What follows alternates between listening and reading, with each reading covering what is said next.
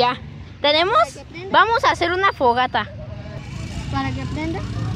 Para invocar un dios, quién sabe cuál, pero... A ver, prende esto. Prende esto, Gaby. Cuidado, va a explotar eso.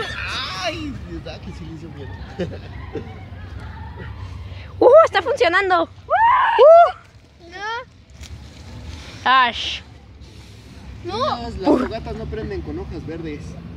¿No? ¿Con qué? Necesitan hojas secas para que prenda, si no, esas hojas están húmedas. ¿Cómo estas? ¿Y si se las quitamos? ¡Eso es! No, se necesitan Hojas secas. Y hay muchas. Quitamos las ramas donde tienen las... Para empezar, yo debería de decirles que eso está mal y es peligroso. O sea, ¿por qué los aliento a que hagan esto? Quiero comprar un bombón. ¿Un qué? Quiero comprar un ¿Bombón? Ajá. Vayan a pedir permiso y yo les ayudo, porque si no me van a echar la culpa a mí. Entonces hay que hacerlo sin permiso. Además, creo que la policía sí viene y ¿Que no venga la policía? Ajá, si hacemos fogata, creo que sí. ¿Y si ponemos una manta ahí? Oh, no, Ángel. No. Bueno, les comunico cuando acabemos la fogata, ¿verdad? Bye.